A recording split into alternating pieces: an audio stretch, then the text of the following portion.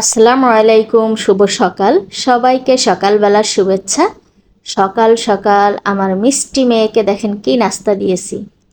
ওকে নাস্তা দিয়েছি আজকে হচ্ছে নুডলস দিয়ে, তারপরে হচ্ছে ব্রোকলি আর ডিম দিয়ে এটা রান্না করে দিয়েছি। ও খুবই খুশি, কারণ নুডলস খুব পছন্দ করে, ওর অনেক পছন্দ। এই জন্য নুডলস হইলে দেখা যায় নিজের মতো সুন্দর করে খেয়ে নেয়। কেমন হাসতেছে দেখেন। এরপরে আমি নাস্তা নিয়ে বসেছি, আর আমি আজকে বেলা ছাড়া রুটি বানিয়েছি একটা, আর সাথে একটু সুজি রান্না করে নিয়েছি। এটাই হচ্ছে আমার নাস্তা। সকালবেলা দেখা যায় আসলে ওইভাবে কিছু করতে ভালো লাগে না, এই জন্য মানে শুধু আটা আমি গুলে নিয়ে তাই প্যানে দিয়ে সেঁকে নিয়েছি, মানে বেলাবেলি ঝামেলা করতে যাইনি। তো এটাই ছিল আমার নাস্তা। এরপর ওর বাবা কিছু জিনিসপত্র নিয়ে আসছিল, সেগুলো একটু আবার নামে দেখি কি কি নিয়ে আসলো। এখানে আছে হচ্ছে পাকা কলা, সাথে আছে ডিম, হাঁসের ডিম, তারপরে হচ্ছে মেয়ের জন্য এই যে কেক, চকলেট, আর এখানে কিছু শাকসবজি। আর বাসায় ডাব ছিল, সেই ডাবটা আবার কেটে আমাদের খাওয়াবে। আসলে মাঝে মধ্যে এতটা খারাপ লাগে, মানে ডাব বলে পুরো নারকেল ধরাই দেয়, এটা খুবই বিরক্তকর। কিছু বলার নেই, যেহেতু আমরা পরের হাতে মানে জিম্মি সব সময়। বলা হয় যে একদম হালকা ছেঁচিয়ালা একটা ডাব দিতে, কচি ডাব, কিন্তু দেখেন পুরো নারকেল ধরাই দিয়েছে।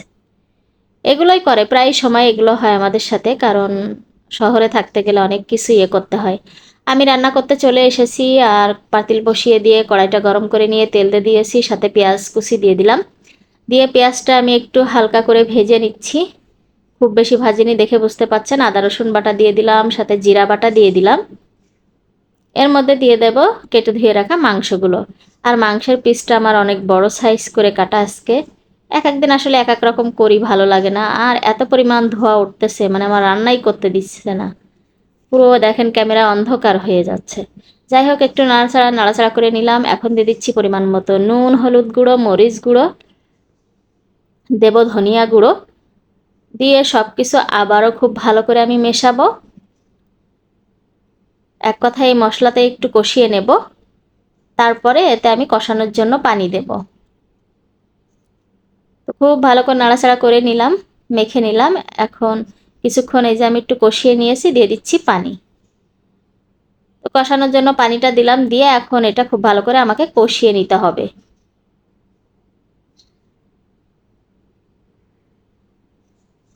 তো ঢাকনা দিয়ে দিলাম, দিয়ে ফিরে আসছি। দেখেন ঝোলটা অনেক কমে গেছে। আমি আর একটু ভালো করে কষিয়ে নিয়ে এর মধ্যে আমি ঝোলের পানি দিয়ে দেব। আমি আরও রান্না করেছি, সেটা অবশ্যই দেখাবো।